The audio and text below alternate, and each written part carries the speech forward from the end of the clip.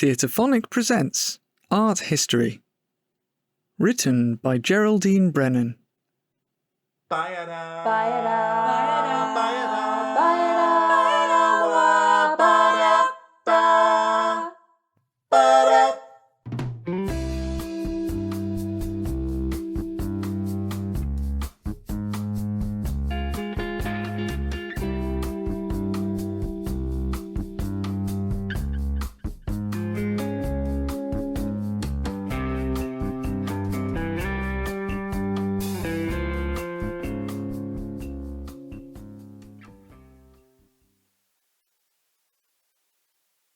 But look, Saskia, I signed up for art history and appreciation because my therapist said when you're at a crossroads in your life, it's good to learn something new, something bigger than yourself. I wanted to be a person who goes to art galleries. You see those people in galleries, they look as if they have their headphones in, but they haven't. They're just listening to themselves. I never said I was a critic. I'm more of an admirer. I'm happy leaving criticism to the professionals. But I know for you, it's not just about looking at art. You want us to interrogate, unpack, and, the other thing. Apply a forensic gaze. Yeah, that, forensic. So that's why there's all this homework. It's not homework. Your assignment is to critique a piece of art that is in your home or with which you otherwise have a personal relationship, to determine whether you can separate the personal preoccupation from the critical gaze. Well, I had my print on the landing, Starry Night by Don McLean, but I couldn't get it down without someone to hold the ladder. I'm living alone, you see. And then I remembered I've got this.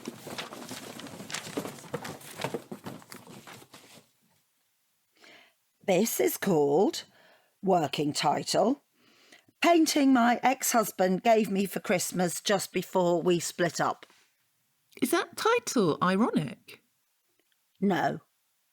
What did we say about titles? The title should hint and allude rather than describe. Remember, what don't we want when we're applying our critical gaze? Too much context. Like when I said, why did Mrs. Cézanne never smile? And you said it didn't matter, but I realised she was in all the less famous paintings. She had to sit and be still through a shitload of paintings and nobody cared. At least Mrs. Bonnard got to run a bath. Anyway, we don't want that stuff, none of that. So, this picture shows two figures in a landscape. Figures? Yes, what else would they be? Heads? Mm-hmm. Head and shoulders? Saskia, why are you stroking your boobs? Oh, right. Two bust portraits in a landscape. And they are both obviously me. Obviously. What do we say when we look at a representation of something we think we know? Seems. They both seem like me. Well, you can see they are me. I've still got this dress that I'm wearing over here on the left of the frame. This image is from a photograph taken on my birthday, 3 Septembers ago. Context! Yes, I know, context. But look, what can I say? That's why we were there where the photo was taken. In St. Paul de Vence in Provence, in a restaurant called La Colombe d'Or, established 1920, where Picasso and Matisse went and left artworks to pay for their food. The image on the right of the frame here is from another photo of me. I just had my colours done. It represents the essence of me on my best ever day. I'm an autumn. I wish I was a warm spring, but I'm not. And between that birthday and Christmas the same year, my husband secretly passed those pictures to the artist. Ah, finally, we're getting to the artist. The artist was then living with a woman who was sexually entangled with my husband.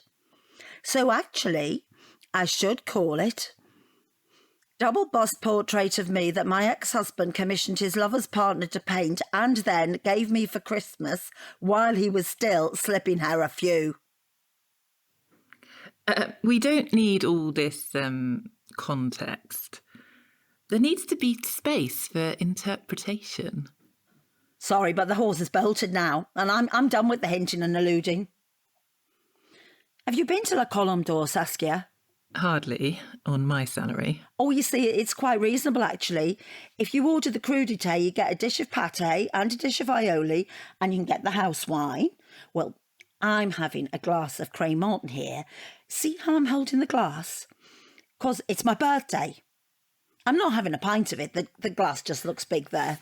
The proportions are extraordinary, yes. Why do I always feel judged when I'm talking to you, Saskia? Is it because you're a Marxist? I think a glass of sparkling wine was appropriate for a special occasion.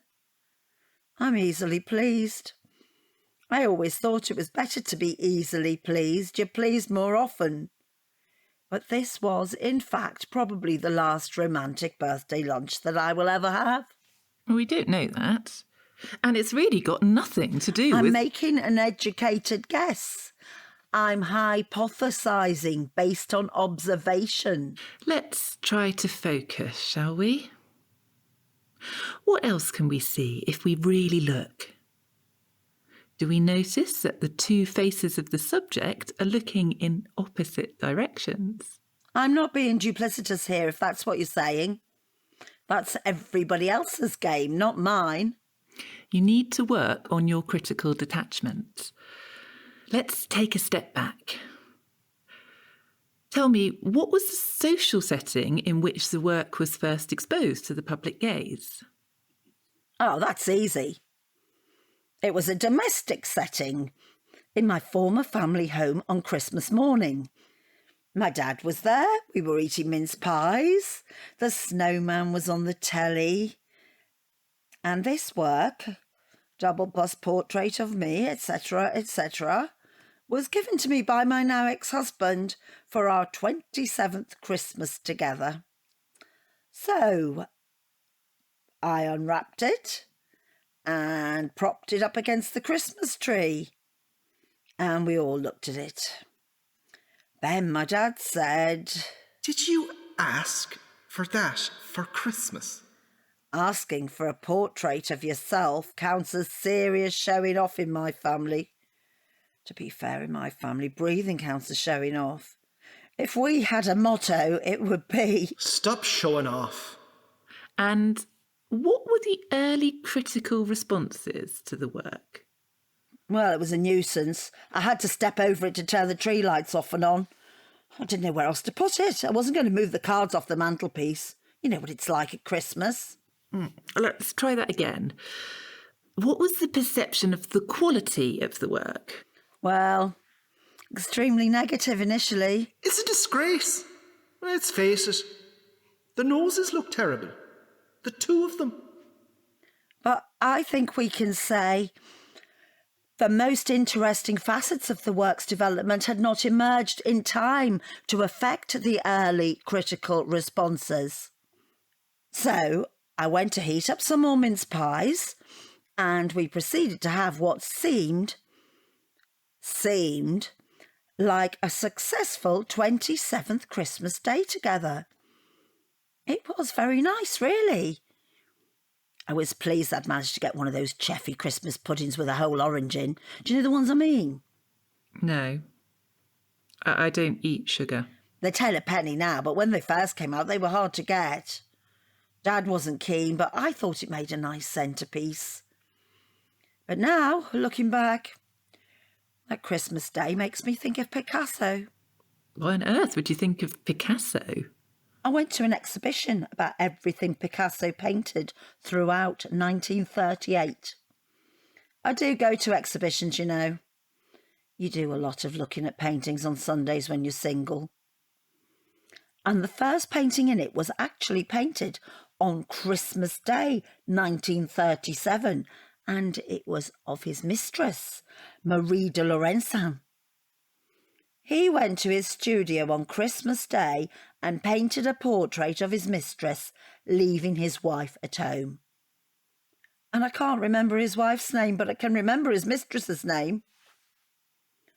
Perhaps it's different in France, because the French rarely celebrate Christmas on Christmas Eve.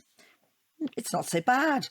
It's more like going to paint your mistress on Boxing Day, when you might otherwise just be watching sport and eating a cold turkey baguette. Or the sales. Do the sales open on Boxing Day in France? I have no idea. But why am I making excuses for Picasso? It's like saying Hitler was just a man who loved his country. I'm hearing a lot of feelings, but I can't detect any insights about Picasso's genius. Let's go back to the work in question. What are the most illuminating facts you can tell us about the artist? Well, he usually painted dogs. Sometimes walls and skirting boards, but mainly dogs. I do feel that's significant. You can see he's not very good at hands. Indeed.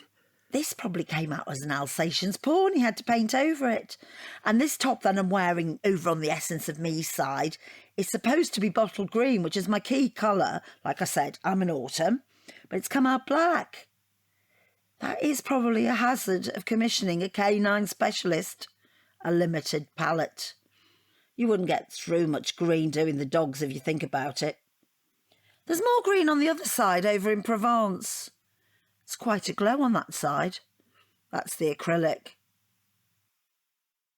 Bong, bong. Hiya, we're Brief Palaver and we're a Glasgow-based theatre company making original work which is fun, fresh and doesn't always play by everyone else's rules. In 2019 we wrote Flight Path, a zany comedy about humanity's fascination with the skies, and we've been offered space for a 2-week run of the show in London. The show will be playing at the Jack Theatre in Brockley from May 17th to the 28th, but before that we're running a crowdfunding campaign to help us achieve liftoff.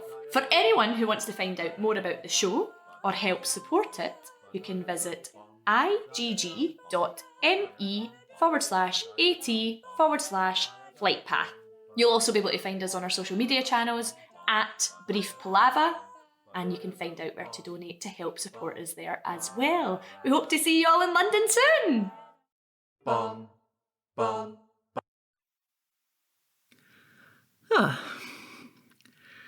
And what are the most illuminating facts you can tell us about how the piece came into being? Well, you see, the woman who was sexually entwined with my husband brokered the deal that my husband should pay her £200. £200? Yes, Dad, I know. It was £200. He didn't ask me if I wanted it, OK? It wasn't my fault.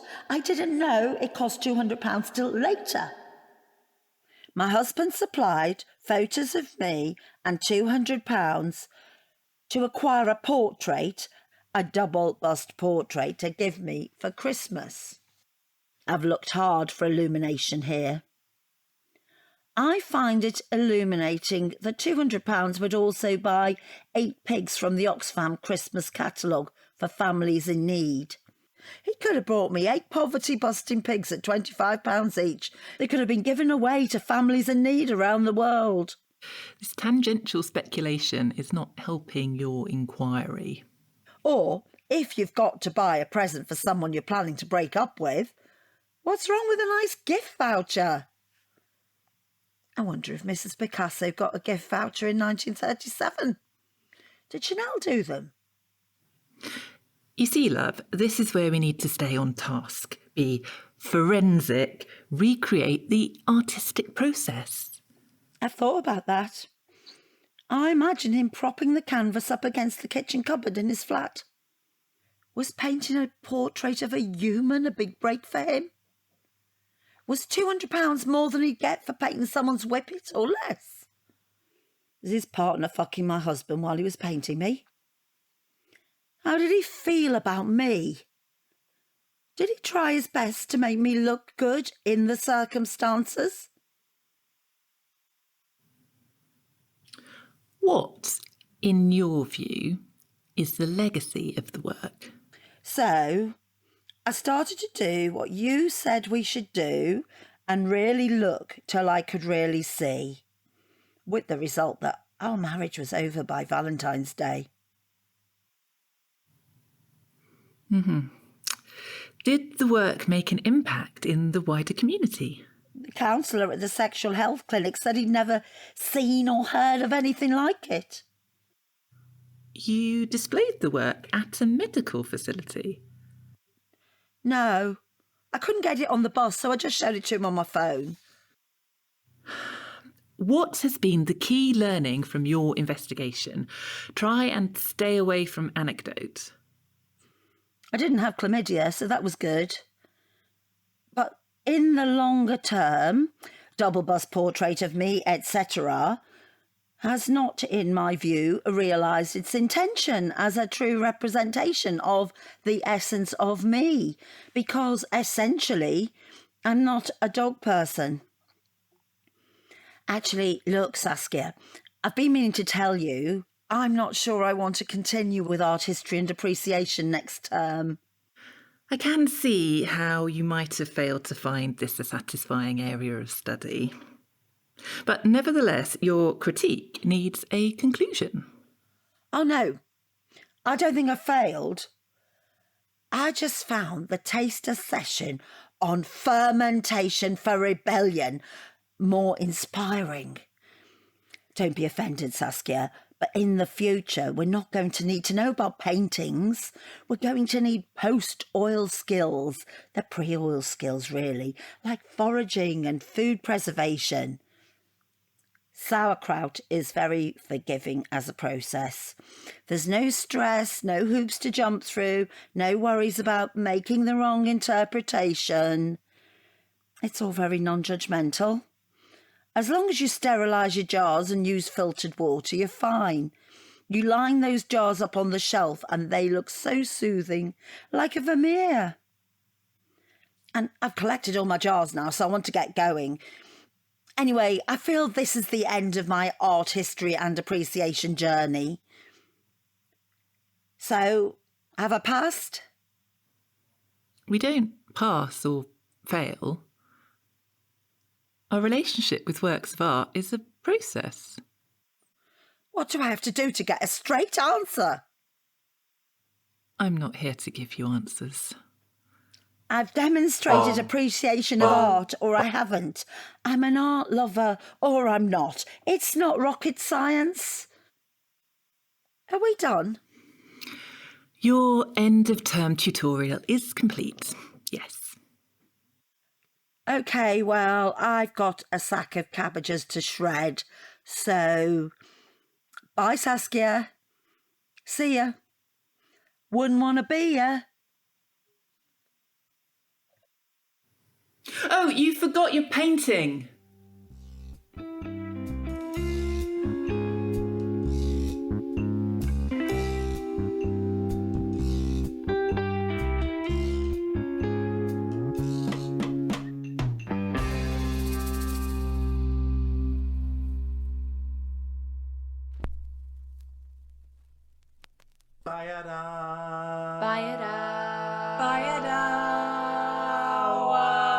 You have been listening to Art History, written by Geraldine Brennan, directed by Emmeline Braefield, with Geraldine Brennan as Lisa, Zoe Cunningham as Saskia, and Michael Luke Walsh as Dad. Produced by Cat on a Piano Productions. For a full list of the music in this production, please see the show notes. The Theatrephonic theme tune was composed by Jackson Pentland, performed by Jackson Pentland, Mollie Fyfe-Taylor, and Emmeline Braefield. For more information about the Theatrephonic podcast, go to catonapiano.uk/Theatrephonic, tweet or Instagram us at Theatrephonic, or visit our Facebook page. If you enjoy Theatrephonic and would like to get more content, please consider becoming a patron by going to patreon.com/Theatrephonic. Please don't forget to rate and review. Thank you for listening.